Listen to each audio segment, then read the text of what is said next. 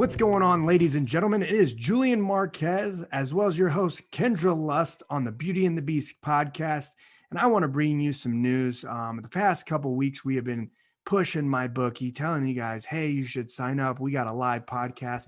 We're going to have you on there. We want to hear what your insights are. We want to hear your questions you have to us. And you had to deposit as little as $5. Well, I had mistaken. It was just miscommunication. I thought it was little as $5. You can bet low dollars, but it is a minimum of $45 by using Beauty and the Beast or Beauty and Beast, BEAUTYANDBEAST in the promo. You just put $45 down, use the promo, send us a screenshot. We'll get you in on our live podcast after my fight. So you can interview me, you can interview Kendra, you can ask us any type of questions you'd like, as long as it's not really crazy. But if you guys followed my post last night on Instagram on J Marquez MMA, I picked the entire card except for one fight. I had 4 parlays and won over $1,000 and only risked $100. And it was just $5 bet here, $10 bet here, these big parlays. And I used it all on MyBookie. It's amazing. And I'm telling you, man, you can't get better odds than I did last night. And it was only on MyBookie. So just remember, sign up, $45 deposit. You can do a little bit less if you do Bitcoin, but $45 deposit using promo code BEAUTYANDBEAST. And today is November 1st, as you can see. Kendra, tell me what you did last night. I saw your guys' Halloween costumes, your entire families. Oh, but tell me what's up. It was awesome. So a friend of ours said, hey, let's get a big party bus. And at first I was, it's going to be over the top, too much. However, it worked out perfectly. We had a ton of kids, adults. We were all crammed into this bus. We were hitting the subdivisions and we had a great time. So I was Morticia Adams, and a few people were part of the Adams family. So of course there was Uncle Fester and, a few other little characters. So we had such a good time. It was great. And then we went back to our friends and we hung out. We watched the fight, which was amazing. Mikaela Mayer. She pretty much dominated. I don't know if you caught the fight last night. It was incredible. What did you do last night?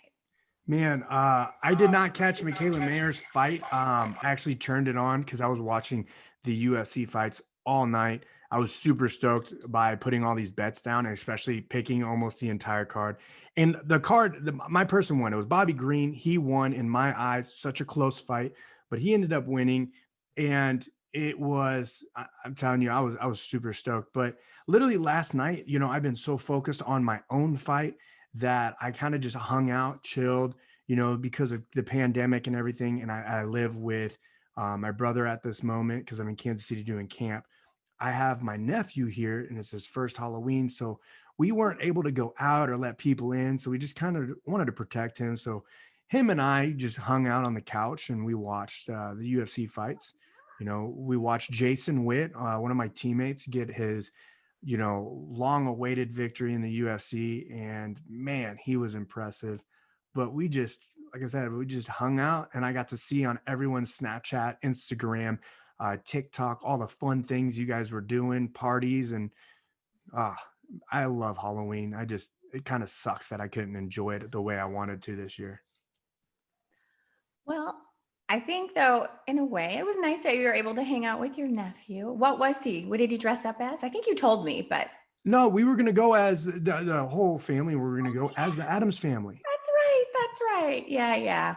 But we ended up, just since, things have happened and we just don't, like, we in our neighborhood, we're part of this watch, and a couple of people ended up getting COVID in the neighborhood. So we just were like, kind of scared to go out. So he ended up dressing up as Charlie Brown and we had a little Snoopy, and he was adorable. I love it. I was just like the father, you know what I mean? Like, or the parents, like I didn't have a head, all you just hear me is just going, wah, wah, wah, wah, wah. It's like the teacher, wah, wah, wah, wah. Yeah, but last night's fights were freaking insane. I researched up on Mikaela Mayer, and God, man, I'm going to tell you something. This woman is about to be top ranks Ronda Rousey. This woman's about to be the next greatest.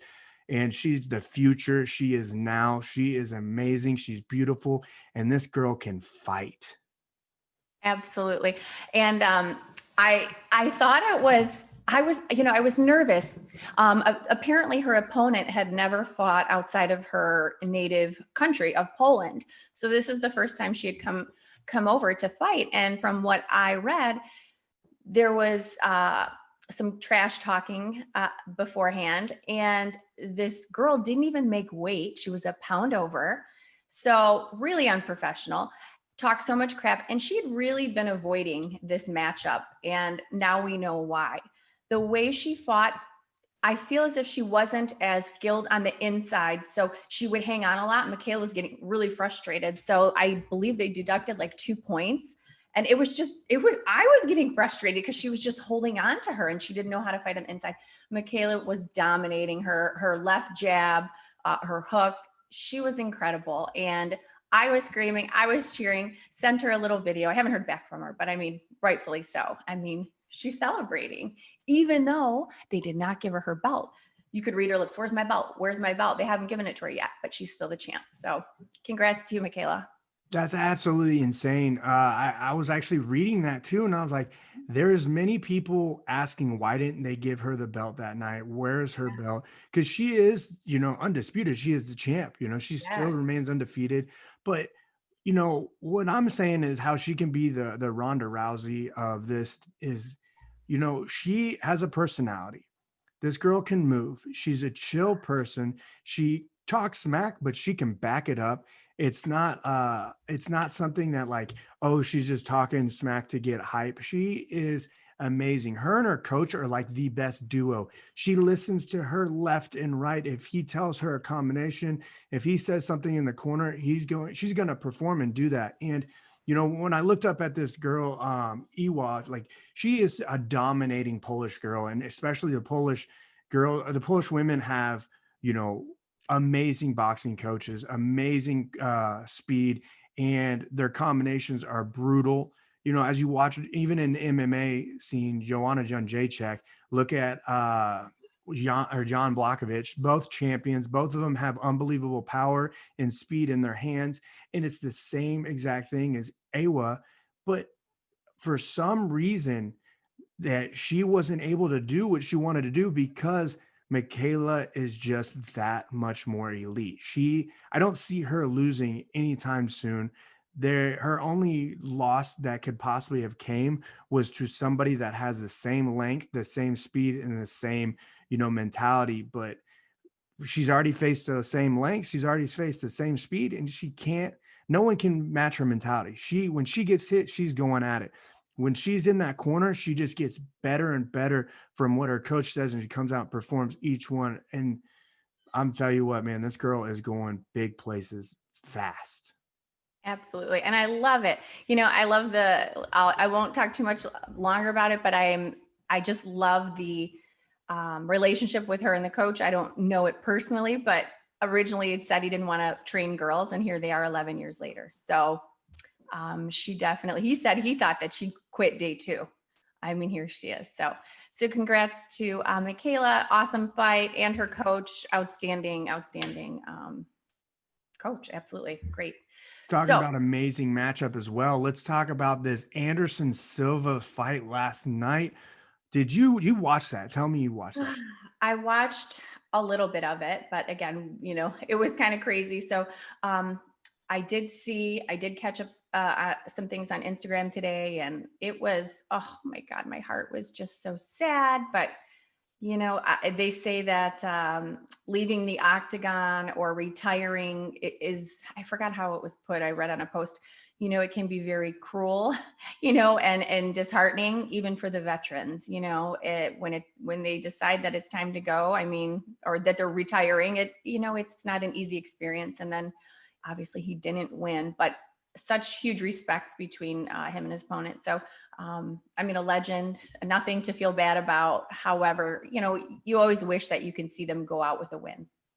Yeah, absolutely. And that's one thing is that we're having the special guest, Brian Ortega, on here in a little bit. So I want to ask him the same question on his opinion on that fight. It was It was tough. It was tough to watch what happened. I mean, at first you're sitting there. By the way, I just want to let everyone know there's a live betting on that. And Uriah Hall kept going down. He was down at a plus 400 at one point in time. He started out the favorite and they're in the live rounds. He lost the first 2 rounds in the bookies' eyes and put him at a plus 400. And I ended up putting a couple $100 on it.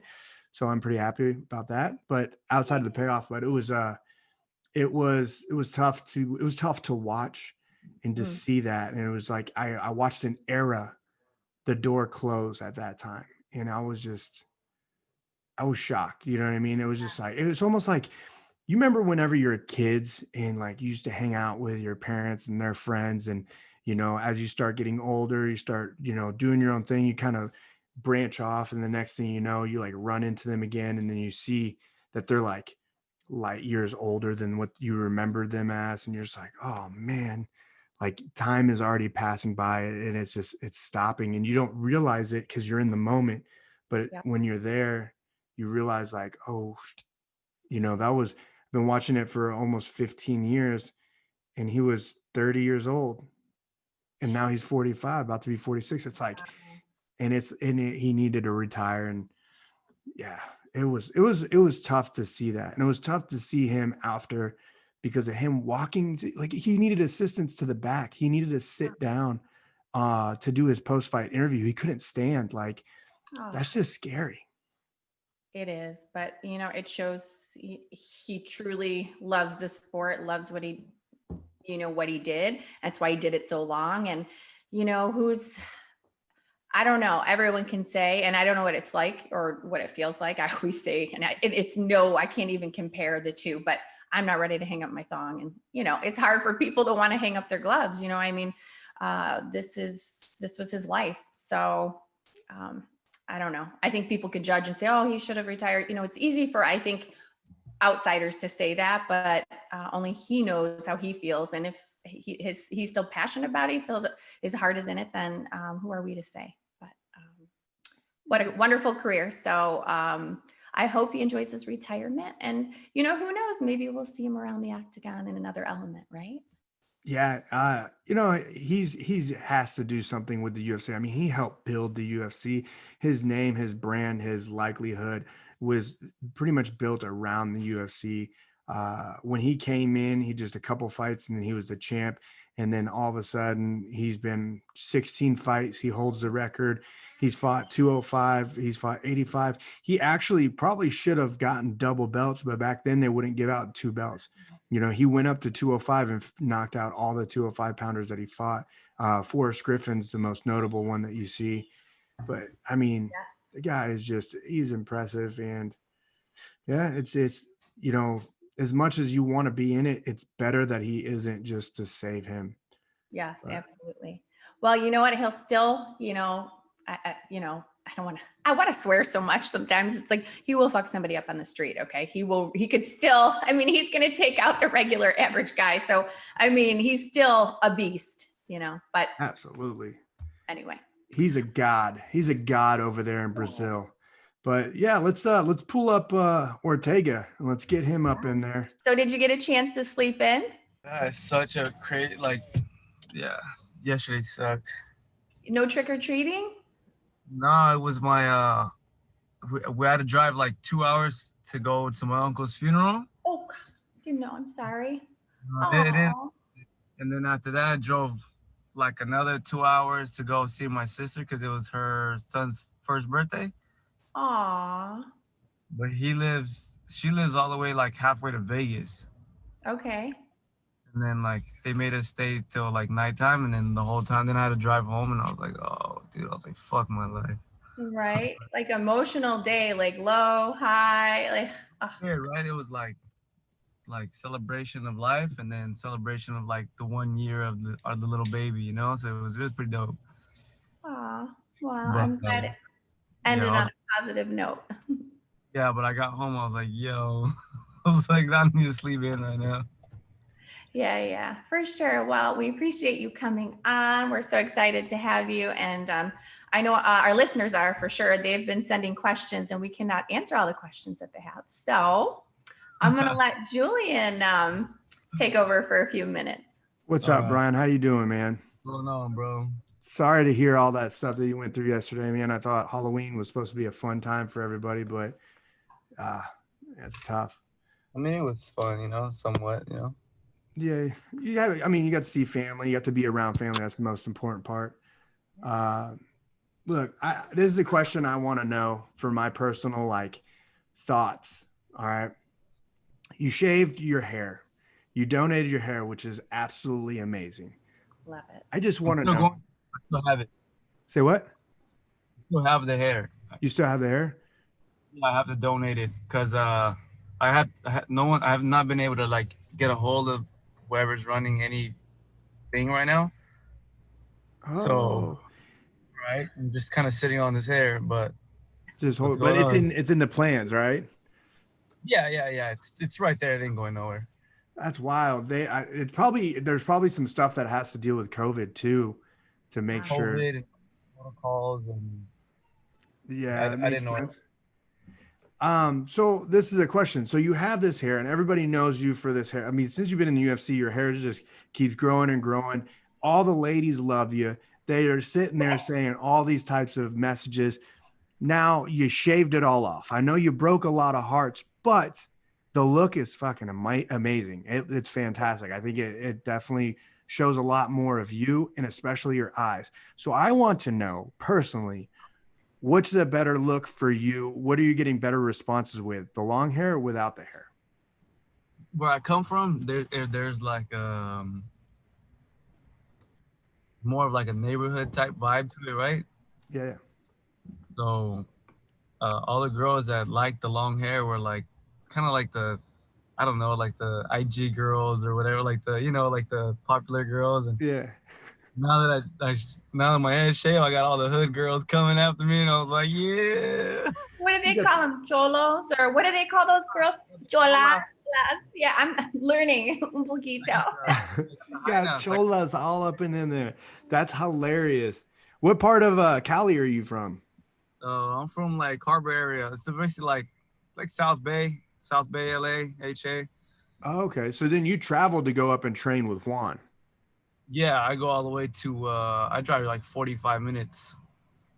Oh man. Yeah, Juan was telling us when we had him on that he used to do the traveling a lot and then he ended up relocating, and he said he's been training with you guys, and like when we had him on, he gave us a little bit of insight and he changed a lot of our listeners' minds on the fight with you and Korean Zombie, because he was very adamant about the evolution that you've had and your striking and how it just, the saying iron sharpens iron. He was just pretty much talking about how he could just see the evolution in you. And he was like smiling the whole time when he spoke about you, because it's like he knew a secret we all didn't know, but we found out. Oh, yeah. I knew. I was never betting against you. I didn't give a shit. I was like, I don't care. You can talk all that smack. I don't bet against people I like and I respect and I admire. So this was me. Fuck all of you. I'm voting. That's it. That's mad love right there. And I love and I appreciate that. Because now you got these people switch up so fast. I'm like, damn, man, you guys got short-term memory. Or I don't know what's going on with this. You got Raider fans, you got Dodger fans, you got they're ride or dies, Especially if I know the individual, I'm like, yo, bro, I'm never gonna go against you. I want to wish you well. That's right. Yeah, absolutely. You were incredible. Congrats. I mean, I know I said it online, but congratulations. I mean, I don't know. I thought you were great before, but looking at you fighting, I would have sworn you're a striker and you dominate on the ground. So now it's like, what's up? Who's next? That's just how I'm feeling. I'm excited for you. I have chills. I didn't shave, so it doesn't matter today, but that's awesome. She got the blue suit on, sweating for you. Yeah. Oh yeah. Woo. No. But yeah. Yeah. So that whole stuff with Korean Zombie, I mean, you guys both have had that camp has been going on forever and ever. His management team's the same as mine. So man, literally every time, and I talk to Jason House a lot, every time your guys' fight kept falling through and everything, I'm just like, at this point, I was just very frustrated because I was curious to see like what's going to happen. Training for somebody for 3 months is something, for 6 months is another. But you guys had an entire year. You guys had a lot of beef and animosity towards each other. Like, what was it like to finally just get in there and hash out everything that happened in the past, that all that built up, tension, like express that? It was good. It was good, man. It was from me like having the comeback fight, it was like, all right, dope. Then I'm like, now I'm gonna go in something I've never done before, which is I'm gonna go to Korea. I'm gonna fight you in your home, in your soil, and that messed up. That fell through, and Juan was there actually the day my knee got blown out, and we were all pissed off, and we're like, dude, we're like 2 weeks away from the fight. Like, are you serious? Then I still try to fight. I have videos of me and Juan sparring even after the injury, and we're like, he's like, bro, like everyone's like advising me not to, and I'm like, dude, like I want to go do this. And after I spar with Juan, they looked at us, they're like, bro, don't do this. So that's tough right there. And that's amazing that you have cornermen and teammates that actually pulled you out of it, but you were wanting to fight with an injured like leg. Yeah. I figured once adrenaline kicks in there, you probably will feel it less. So that's absolutely true. I'll tell you, I tore my arm off the bone in my last bout, and I didn't feel it until 8 hours after the fight. Yeah. See, so I was kind of hoping for that, but then we made the right decision. We chose to take it off, get physical therapy and everything. We did all that, and then they started talking on the internet and all that, and I got a little upset, and I did what I did in Vegas. It was, it was what it was. I not the most professional move, but hey, sometimes you gotta look. It has to be done though, right? Sometimes it's not always right, but it's necessary. Yeah, I mean, we all make mistakes though. Necessary. Completely necessary. Super necessary. Necessary. That's coming from someone that's been out I've been out for 28 months and I fight in 2 weeks. I understand exactly what you're talking about when it comes to the news media, when it comes to people, when it comes to those comments on Instagram. Even though you've never listened to them before, now you kind of just read them up. Those little post-fight interviews people have where they're saying something about you, or it could be even Dana saying something, and it slowly eats away at you. They don't mean to be negative, but sometimes you just take it as negative. So, man, and for you to wait all this long to finally just let it out and dominate the way you dominated, isn't that, how did that feel right there? You know what I mean? Like, I know you got all that attention out, but like, it was a big relief, man. It was like, yo, like finally, like I think I felt that relief in the warm-up room. I was like, bro, it's finally gonna happen. Like he can't run. Like there's no more like, oh, he ducked or whatever. Like I'm here, bro. Like, let's get this. And tonight, like I already knew by the end of the night, this is gonna be settled with and it's gonna be done with. And we had my manager Tiki was like, yo, you're gonna have a flawless performance. He goes, I can feel it. He goes, it's gonna be flawless. Such a good coach. Tiki's good. He's so sweet. He's and right when the fight finished, he was like, what did I tell you? And I was like, flawless victory. I was like, oh, Mortal Kombat side. Yeah. We're in fight, right? So was there any doubt at all during this time? Because being injured, I know that, having stuff fall through all the time, you start going into dark places. Was there any doubt? Because I know this obviously has relieved a lot, your performance prior to that, you fought for the title, and then just everybody kind of like, I don't want to say forgot about you, but everyone kind of started looking over you, and what doubt went through your head during those times that helped motivate you, I should say? It was just the fear of losing, like always, right? It was like, yo, if I lose, like, what's gonna happen now? Everyone's gonna say we were right. Um, People are gonna say, yo, bro, like, you never came back from that Max fight. We told you. So all these little things that you were talking about earlier, where people say these comments, and some of these, like, you're like, well, I wonder if that is true or not. You start almost questioning. Um, but the week of the fight was where I shut that down, and I feel like being there alone, being there without Henner, without any comfort zone, a brand new team, people that I've never even spent one night with. Like we're now spending close to 10 days together, and I felt even though I had a team there, like a personal relationship, I didn't have any comfort zones, and I woke up every day. I looked in the mirror. I'm like, you're here to work, motherfucker. Like, you're here to work. And every day I just remind myself, like, yo, we're here to work. We're wait till this world sees what's up.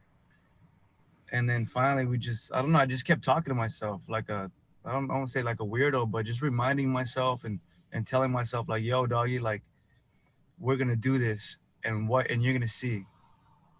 Like, Dude, and the absolutely. training was so good. I already like Juan, and going with Juan and all these trainings, and actually like training with Cub Swanson finally, which was like we fought each other, and we shook hands and we made amends, and was like, yo, bro, like let's help each other get better now.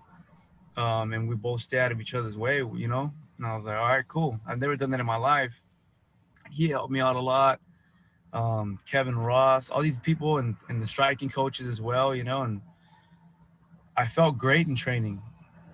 I was like, dude, I'm killing it in training, but the real question is with this guy who's gonna try to take your head off for real.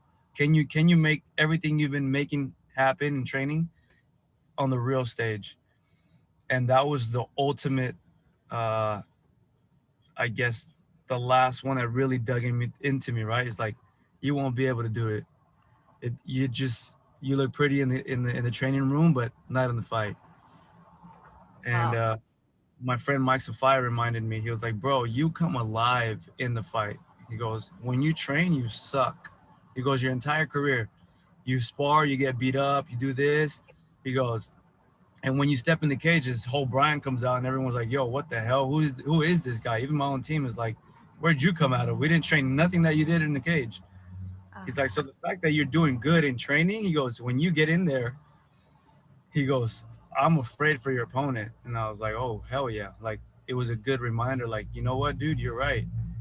I forgot about that one. And yeah, I just went in there and just kept my control, my breathing, my focus.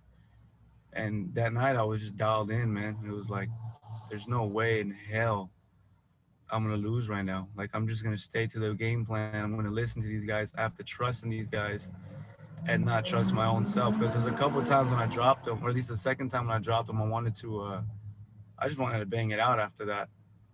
And then they're like, Brian, stop, like take a step back, go for the takedown. And I'm in my head for a quick second. I'm like, yo, he's hurt. What do you mean take a step back? Like, it's time to brawl.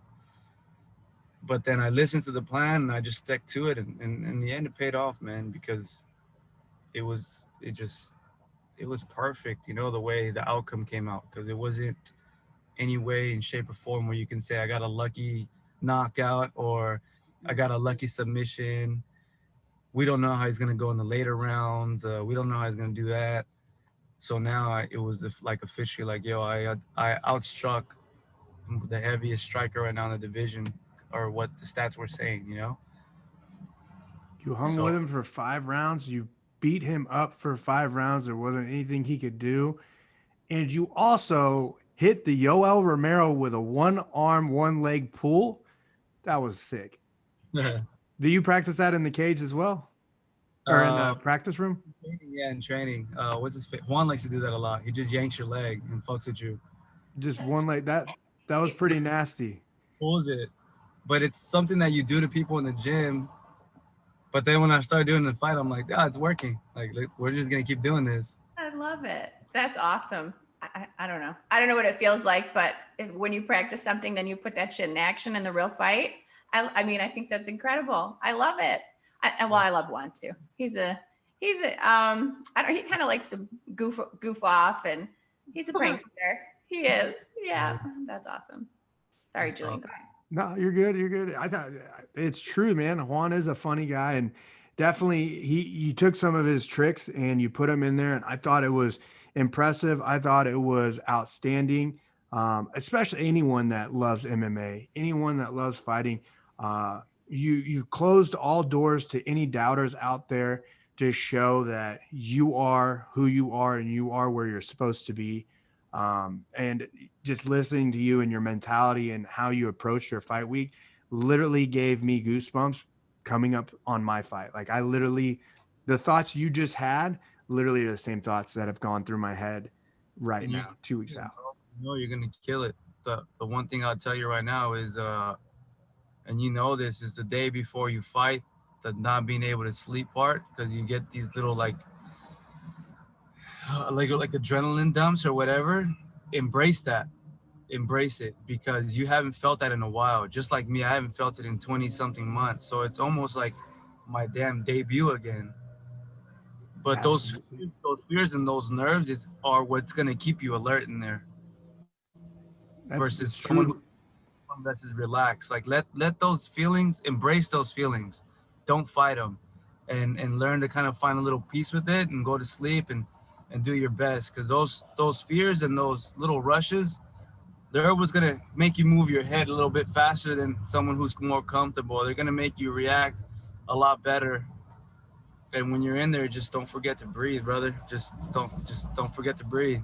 Golly, man, I'm all, dude. 28 months, and I've been waiting for this moment, and you're giving me goosebumps, man. I'm literally getting chills just because of the thoughts that you're saying. Literally, I know the feeling. I know exactly what you're talking about. You're going to bring out the dog. You're going to bring out that person that you see in pictures that you're like, that's not me. You're like, holy shit, like that's what I look like when I'm in there. I can't wait for that. And it's awesome that you actually brought that up. And do you do a mental coach? Do you use a mental coach at all? Or Yeah. you do anything for your mentality, or is it just The week of the fight, I was doing 5 rounds, 5 minutes in my head. you have 5 minutes in your head? Yeah, I lay down, close my eyes, and we're like, let's go, Brian. Let's go, Brian. Like, I was in the fight. I had my coaches around me, all of them, striking this and that, and I was just laying down. They're like, all right, let's get the takedown. Let's go this. No, keep 1, 2, 1, 2. Take a breath. And then we literally did that for 5 fives. Wow. Holy shit. So just visualization and cueing to the sound. Eyes closed and just hearing their voices and their instructions and getting in your head and like imagining the whole situation. And even saying that, okay, like go for the takedown. Okay, you failed. Let's get a clean disengagement. You know, like strike on your way out. Do this, do that. Like it was just, and I was doing it in my head. Like, and it was weird because we were in sync with what they were doing. I was imagining. And then even down to like the little clicker, they're like 10 seconds, break, take your breaths. And I was like taking my breaths, and then they're giving me advice while I'm in the minute break. They're like, lower your heart rate and everything. And it just, yeah, man, it was something I've never done before. So intense.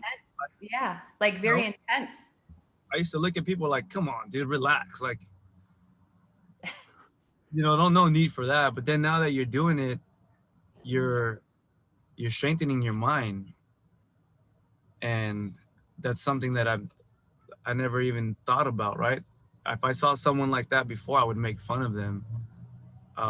But now I'm like, yo, this is real. Like, you have to do this, and you're prepping yourself, and you're in your head, and you're owning your thoughts, not your thoughts owning you. Yes, it's all connected from what they say, right? Mind, body, spirit, like all of it. So good for you. You're branching out. And I mean, I love that though. You know, you training with the new team, my question is, okay, so you're with this great team. You had great experience before. Now you're training with Juan and Cub. Was that hard for you to trust? Because I know it's hard for me and a lot of people to kind of put your trust in a completely different team.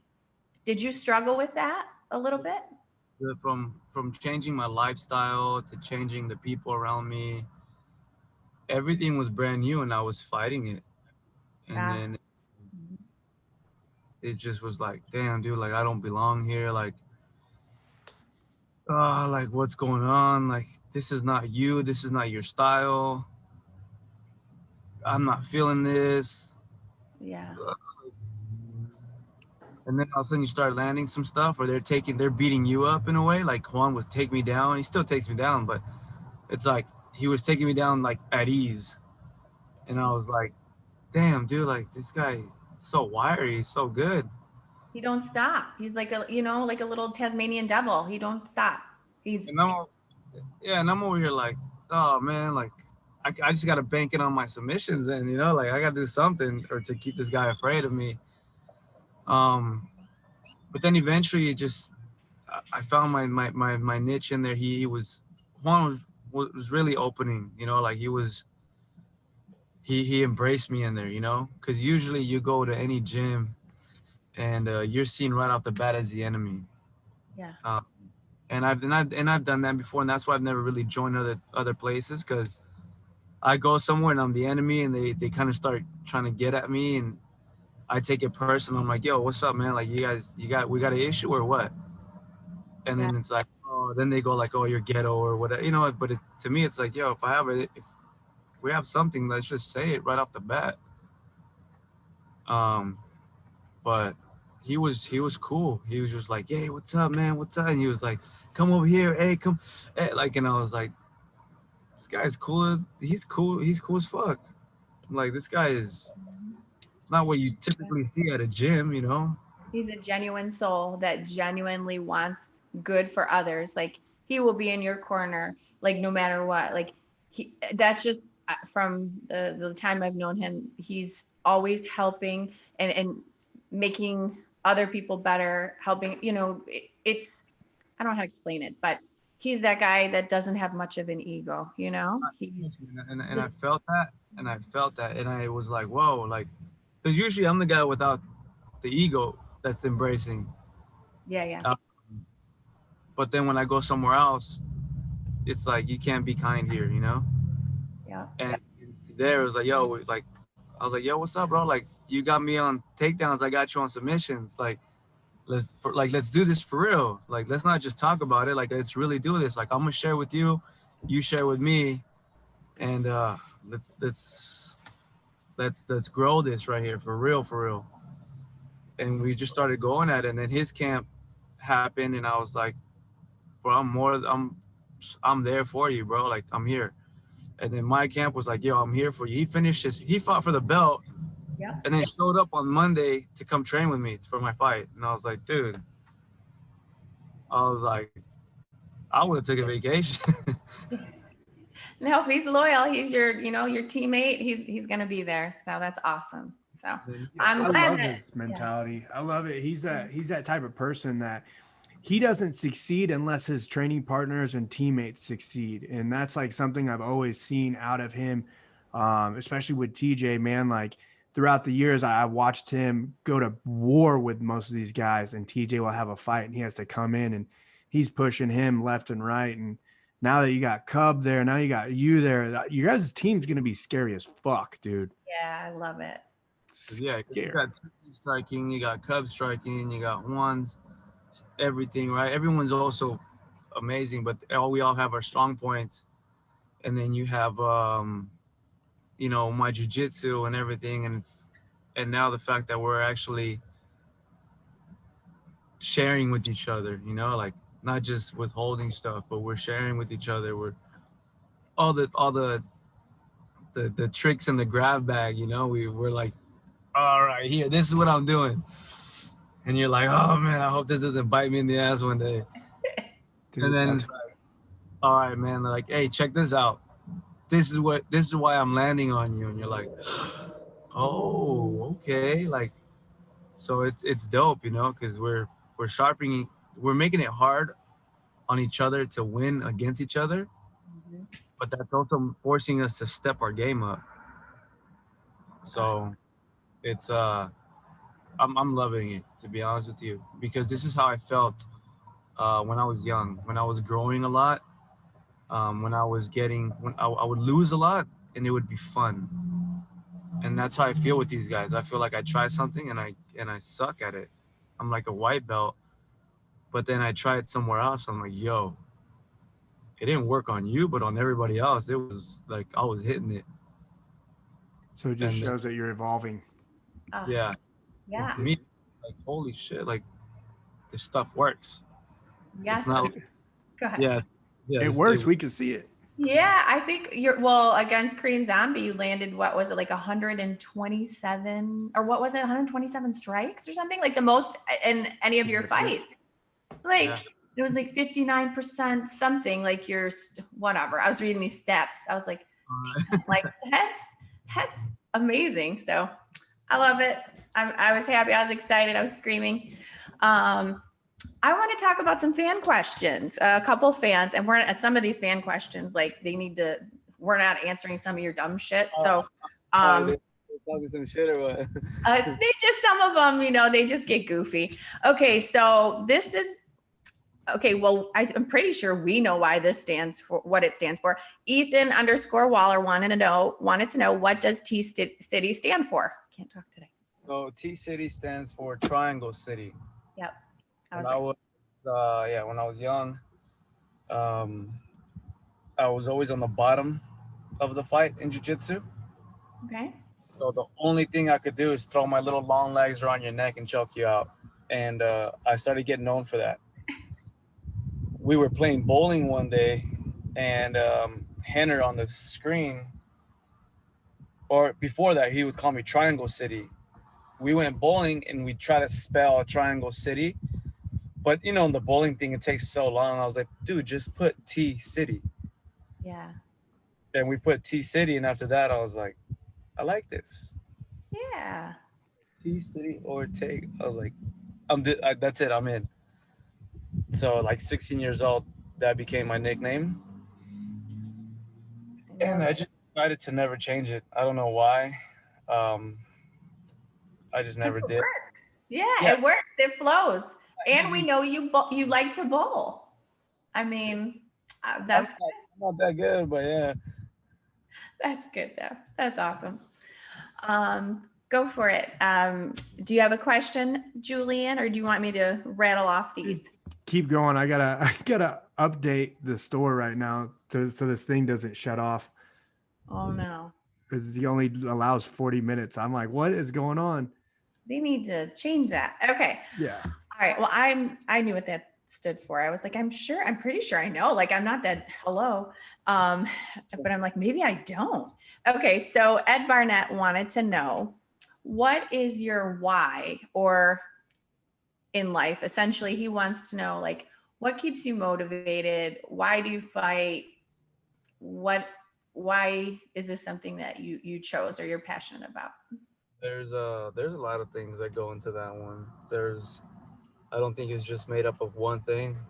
When I go in there, I look at my father, I look at my family, I look at my dreams, I look at everything, all the way down to the negative things that are said about me. And ultimately, the main driver of that one is my family. Like, I need to feed them, I need to give them some peace of mind. We've been poor our whole lives, and then there's nothing like it. I don't know why, but it made me feel bad, like when you're a kid and people laugh at you because you go in the store and you have food stamps. Oh, So it was, I don't know, I didn't like that feeling.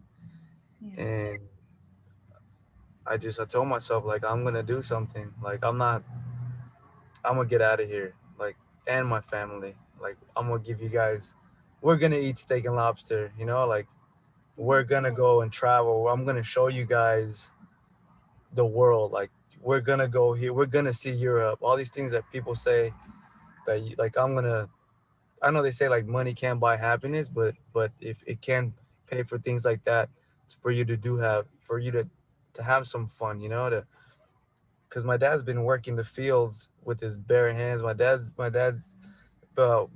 came like illegally crossed the border. There's so many things about my parents of Aw. how much they suffered and how they're still suffering. Like they still got to work day to day, check to check.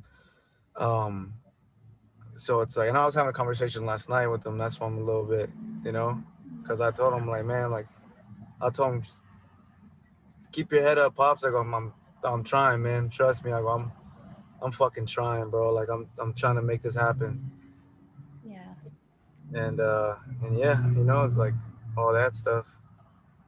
Well, I'm sure they're very proud of you. I mean, that is the most important thing. Well, in my life is family and health, because without those things, truly nothing else matters. Money is nice and it makes you more comfortable. But if I had all the money in the world and I had no one to share it with, it wouldn't mean shit. So I commend you on you staying true to your roots and your family, and I think that's important. And so many people truly don't value family like they should. So I love hearing that. That was refreshing. I love it so much. I hope I'm saying his name right. It's Mook_9NINE. He wanted to know what your toughest obstacle was to overcome from the long layoff. And we kind of touched upon that. Probably just kind of like mentally maybe getting right back into things. Yeah, I think was legitly separating myself from everything that was holding me down. Um, Cutting relationships that I've had for over 10 years. Mm. Um, all these things that would kind of mentally like make someone like depressed for a while. It was like, yo, make these decisions, keep your head up and keep moving now. Like no time to look back. And it was like, all right. And then feeling lost, that feeling lost feeling and being on your own was kind of sucked. Um, and then finally just putting all that hard work. It was so many things. It went in phases. Oh, It was like, congratulations, this is hardship level 1. This is hardship level 2. yeah. Boom, keep going. Like, oh, you're happy? Cool. Boom, we're gonna break your knee. Yeah, Like, right? I was like, oh damn. Um, and then finally I just kind of was like, you know what? Let's just keep let's just always stay positive. I stayed positive. Stay positive. Like, what's the good in this? Okay, good thing in this is like my leg's gonna get strong and I'm gonna grow a little bit of ass because they're gonna make me do some squats. I was like, we're gonna do like that. That's the positive of this, like The girls want the ass, well, I'm gonna get a little now. all right, like what else is good about this? It gives me more time with this new team that I still haven't trusted fully yet. Okay, what is also the positive? Like positive is so it's just like, all right, let's just keep doing this. Good. What's the good things about this? Who cares about the bad things? The bad things you have to deal with it regardless. Yep. So why are you gonna focus on it? You're gonna have to deal with it already. Don't give it more time than that. Yes. I go, let's look at the good things. And then finally, like near the end, training and everything was like, cool. I'm looking at the end of the tunnel now. I see the light. And I did that walkout and that fight, and it's just like, it's over with. All these last 2 years, they're done. They're buried. Goodbye. Now what's up? Like now we gotta get for the belt. Now we gotta keep going. Yes. I was gonna say, title shot or what? You haven't lost. Title shot. Yeah, what's up? Okay. Who's next? Win. I feel like we need to keep this momentum going, right? It's Tiki's job now. It's in Tiki's hands. He's the manager. He's talking to UFC, doing everything. And hopefully soon, I feel great. So I want to just keep going. When I sit and relax, I get a little fat. So I don't want to do it. Yeah. think we all know that feeling. Julian's over here starving right now, 2 weeks out. I'm hungry. I've been waiting all my food. When we had Juan on, he was telling us all his favorite delicious foods he likes to eat and how he has been cooking and going hunting for elk. And I'm just like, bro, come on. Dude, he did that right after, and I was still in camp, and I was like, oh, you lucky fucker. Have you gone to eat over at his house? Be there soon. Has he fed you yet? He feeds No, everything. man. Usually, We live kind of far away from each other, and right after the fight, he took off, and I'm still in camp. Like and now that I've finished my fight, I was like, yo, I'm taking like a week and a half off because there's no one to kind of help, and then my shins were still swollen. So now that my legs are good to go. Now I'm telling Tiki like, yo, who's in camp right now? Who needs my help? How can I help them? What's the schedule? When do I be there? When let me return the favor, I like it. I do too. Love the whole mentality. I don't know. I just, 2020 has been pretty shitty, but you know what? There is some good in it, right? Julian's fight, your win. I mean, it's happening. It's going to be good. Yeah, we're going to be all right. We're going to be all right. That's one thing you said earlier was that after your fight, everything was erased. Everything in the past, all that, that shit you faced, all that negative energy, all that, doubt, everything, all the bad thing just erased. And it's like, they weren't talking about you then, but now they're talking about you, and that's how it is. The MMA community is so it's up and down. They're just, if you're not in front of the camera, you're forgotten about. And, that's one reason why fighting is so fun. So what? You're only as good as your last fight. Absolutely, man.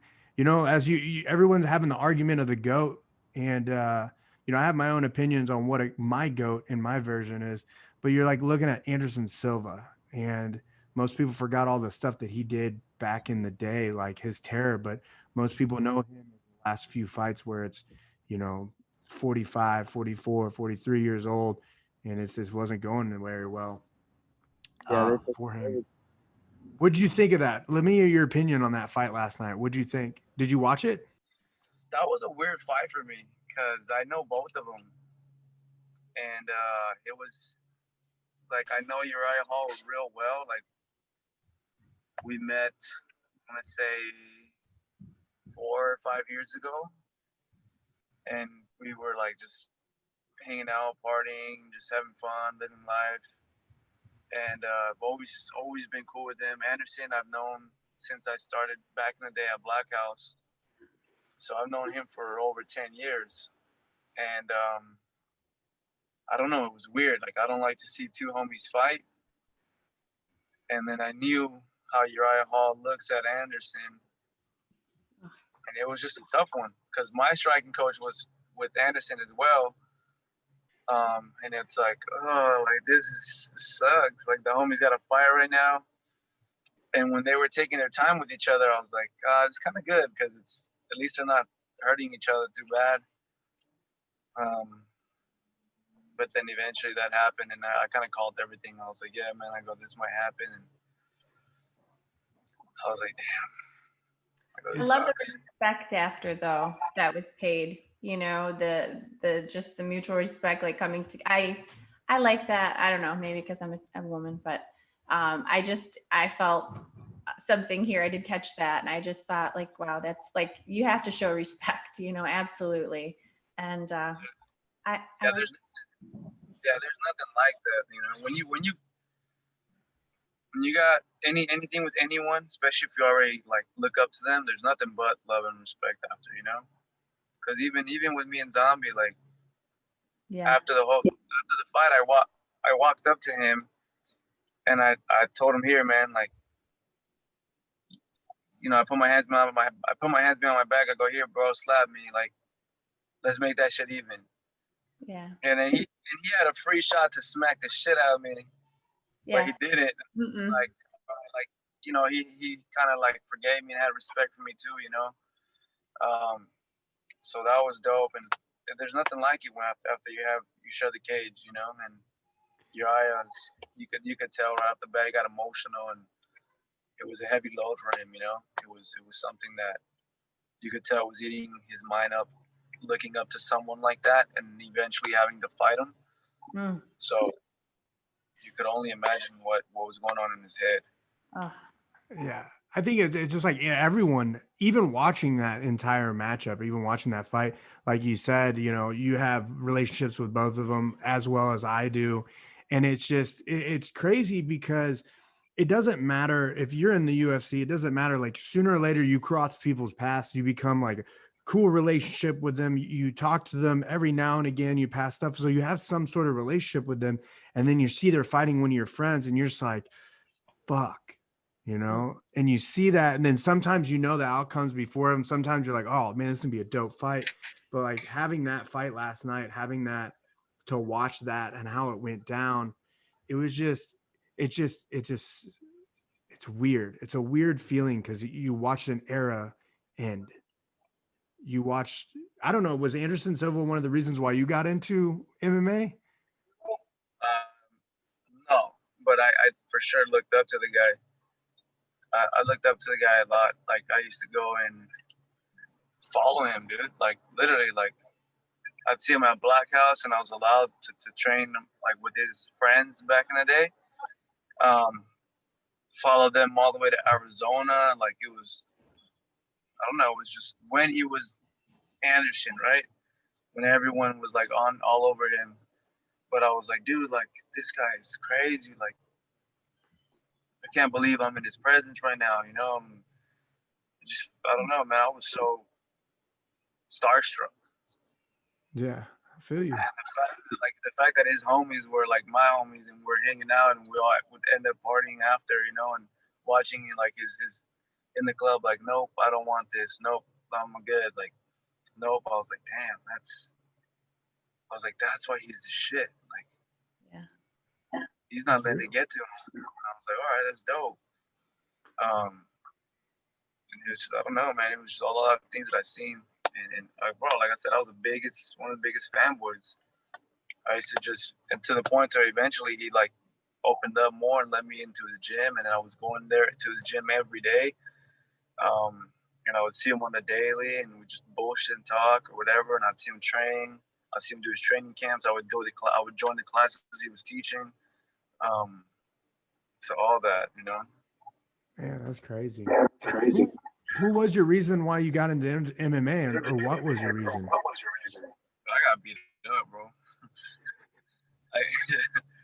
I got beat up. I used to train Muay Thai or kickboxing from 5 to 13, but it was more like to make my dad happy, right? Then I quit, and like I said, in the neighborhood, I fought some 18-year-old kid they call Little Man. And he just came, I don't know, he came rushing across the street, like just trying to throw punches. And I tried to run inside the house because I was scared, because these guys they're already gangbang. They got the whole outfit. They're the whole cholo outfit, and I'm still 13 years old. And I ran inside I tried to, because he came to my front yard, and I tried to kind of run inside the house. And my dad's like, yo, what are you doing? I was like, all right. Like, nope. He's like, yep. And I was like, fuck, dude. He's like, go out there and fight him. And I was like, fuck, dude. I go, you gotta be kidding me. Like, I'd rather take this guy's ass whooping than yours. So I was like, all right, let's go do this. So I went outside, and we fought, and kind of beat me up. I had to better him on the stand-up, but he kept grabbing me in a headlock and just beating me up on the ground. But even his own homies were like, yo, let him up. And then eventually, the fight stopped, and we watched Hoist Gracie fight, and we saw like how the little guy beats the guys on the ground, and he took me to go do that. And then I just signed up and fell in love, and then got introduced to cage fighting, tried it, and then it was like, yo, this is what I'm doing. Oh man, it's a unique path right there. You got beat up, and your dad's like, nah, this is how you're gonna be a champ. I said, this is how you're not gonna get beat up. That's true.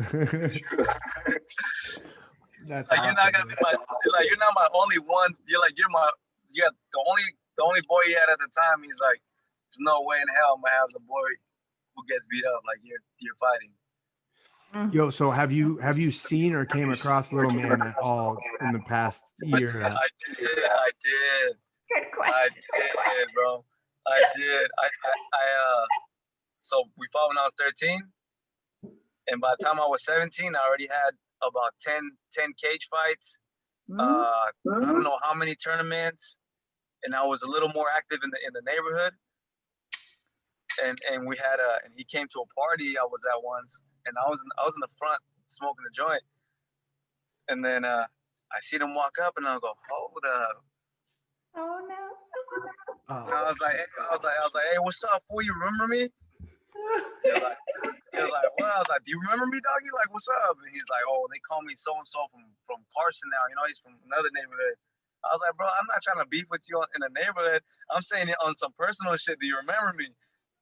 He goes, yeah, I do, bro. He go, hey, listen, man, like I was young back then, this and that. And I was like, as long as you know what's up now, then we good. Then I didn't even feel the need, but I had to kind of punk him, you know, let him know, like, hey, I'm not little anymore, bro. I love it. And then what happened? Come on, don't end it there. What happened? No, nothing. Inside, deep down inside, I wanted to hit him. Yes. Oh, so you just punked him out and he didn't do nothing. I almost had to thank him though, because my life changed because of him. That's true. You know, That is like, very true. If he didn't kick my ass, it'd be a separate story right now. Good point. That is very true, man. That's crazy though. You got beat up and met the same guy. Yeah, I don't know if he's locked up or I don't know, dead or in jail right now, but I don't know. But yeah, I don't know where his life is at. Otherwise, I'd probably reach out and thank him again. That's awesome. Well, thank you so much for taking the time on your to hang with us. And I know fans are gonna love from you and sharing some personal stories, which is I am I'm grateful to have you. Thank you for having me. Thank you for having me. I appreciate that. Awesome. All right, brother. You have a good one, man. Thank you. Hey, kill that shit, my boy. You got this. 2 weeks, baby. 2 weeks, baby. You got this. You got this. Thank you. All right. That was really good. He opened up. He got very personal, which is good. Yeah, it was awesome. I mean, you know, it was crazy just listening to like his story and him kind of just talking about his style, his come up, his things that he had to get through in the past, you know, year and a half, 20 months of him being injured and facing all these deals. Cause we're no different. I have the same exact situations in my own head, in my own body, in my own thing. I switched camps just like him. I moved to Kansas City to train under James Krause and to learn a different style to better myself.